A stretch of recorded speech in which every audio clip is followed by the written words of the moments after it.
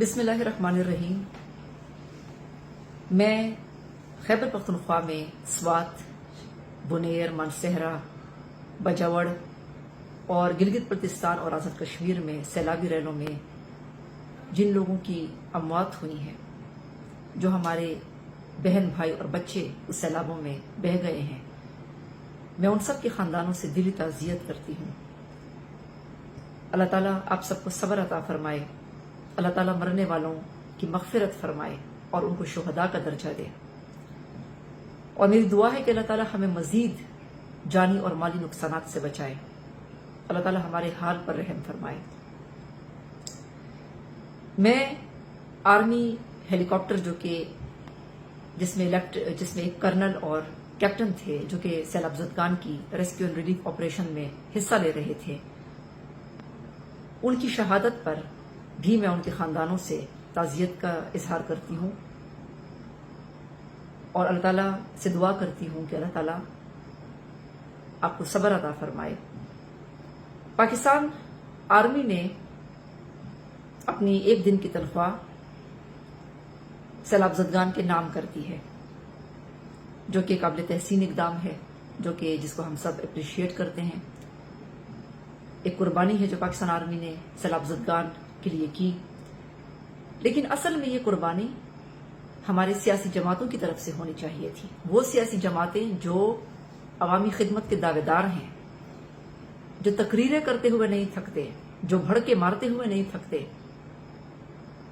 جو عوام سے ووٹ لیتے ہیں، جن کو عوام اقتدار کے ایوانوں تک پہنچاتی ہے، تو یہ اعلان، ایک دن کی تنخواہ کا اعلان پاکستان آرمی کی طرف سے نہیں ہونا چاہیے تھا۔ یہ ایک دن کا اعلان ہمارے وزیر اعلیٰ، وزراء، ممبران اسمبلی کی طرف سے ہونا چاہیے تھا، کیونکہ جس بڑے پیمانے پر تباہی ہوئی ہے، میں منگورہ بازار کو دیکھ رہی تھی، بالکل ایک تباہی کی صورتحال پیش کر رہا تھا۔ لوگوں کے مکانات بہہ گئے، لوگوں کی پراپرٹیز جو ہیں، وہ قیمتی پراپرٹیز اس میں بہہ گئی، فصلوں کا نقصان ہوا ہے، اور اتنے بڑے اسکیل پر ایک تباہی ہوئی ہے کہ جس کو بیان نہیں کیا جا سکتا، اور اس کے لیے یقیناً فنڈز کی بہت ضرورت ہے۔ اس کے لیے یقیناً سیاسی جماعتوں کو جو حکمرانی کر رہی ہیں، ان کو خود یہ پہل کرنی چاہیے تھی کہ ان کو کم از کم اپنی ایک دن کی تنخواہ کا اعلان تو وہ کرتے۔ اس کے علاوہ پاکستان آرمی کے جو جوان ہیں، وہ اس وقت ریسکیو اینڈ ریلیف آپریشنز میں مصروف ہیں۔ میں ویڈیوز دیکھ رہی تھی، ان کے پاکستان آرمی کے جوان بچوں کو اٹھا رہے تھے، لوگوں کو محفوظ جگہوں پر منتقل کر رہے تھے، لیکن مجھے میدان جو ہے وہ اپنی سیاسی جماعتوں سے خالی نظر آیا۔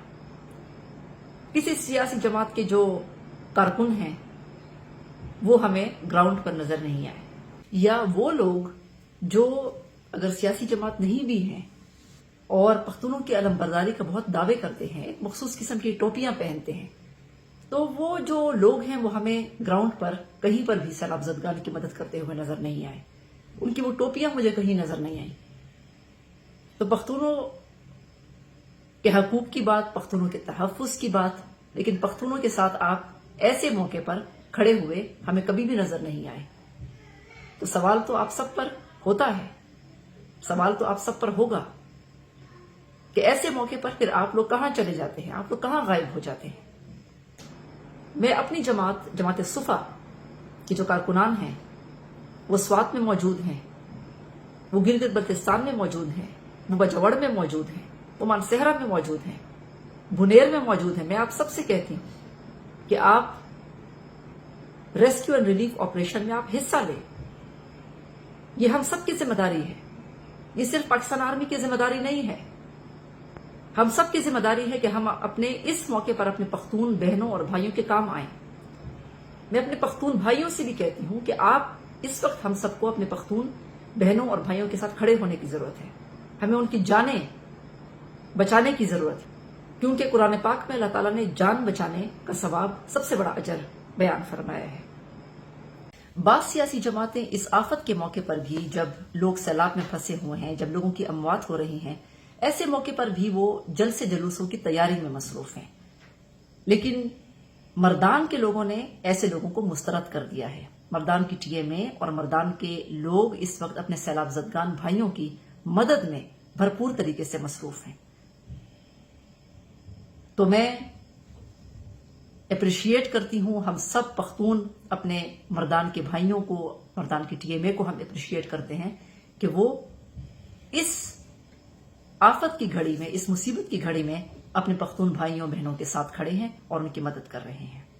سوال یہ بھی اٹھتا ہے کہ یہ جو سیلابی ریلے، موسمیاتی تبدیلی کے نتیجے میں جو سیلابی ریلے آج ہو رہے ہیں، اور سیلابی ریلے آج سے نہیں ہیں، سیلابی ریلے ہم نوشہرہ میں دیکھتے آ رہے ہیں، سیلابی ریلے ہم بہت پہلے سے، یعنی 10-20 سالوں سے ہم جو خیبر پختونخوا اس میں ہم سیلابی ریلے دیکھتے آ رہے ہیں کہ لوگوں کی جانیں جو ہیں وہ چلی گئی، لوگوں کی اموات ہو گئی، لوگوں کی پراپرٹیز چلی گئیں. لیکن آج تک ہماری حکومت نے ڈیمز کیوں تعمیر نہیں کیے؟ خیبر پختونخوا میں تو ڈیمز ہونے چاہیے تھے جو اس سیلاب کے پانی کو سٹور کرتے، اس سے عوام کو بچاتے، عوام کی جانیں نہ جاتی، اسی پانی کو سٹور کرتے، پھر اس سے بجلی بناتے، اس سے زراعت کے لیے کام لیتے. پینے کا پانی بہت سارے علاقوں میں نہیں ہے، وہاں پینے کا پانی پہنچاتے تو واٹر ٹیبل ہمارا ہائی ہو جاتا مختلف علاقوں میں. لیکن سوال پھر ہماری سیاسی جماعتوں کی پرفارمنس پر ہے، ان کی کارکردگی پر ہے، عملی کارکردگی پر. لفظی کارکردگی تو سب کی ماشاءاللہ بہت زیادہ ہے، بھڑکے مارنے میں سب ایک دوسرے سے آگے ہے، لیکن جو عملی کارکردگی ہے وہ ان سب کی صفر ہے. اور پھر یہ تنقید کرنے لگ جاتے ہیں آرمی کے اوپر، دوسروں کے اوپر. حالانکہ آپ کو اپنا کام اگر صحیح کرتے تو آج دوسرے اداروں کی ضرورت نہ پڑتی گراؤنڈ پر. تو میں آپ سب سے درخواست کرتی ہوں کہ آئیے ہم سب مل کر ان مصیبت زدہ سیلاب زدگان کی مدد کریں، ان کی جانیں بچائیں اور محفوظ جگہوں پر ان کو منتقل کرنے میں اپنا اپنا کردار ادا کریں. شکریہ.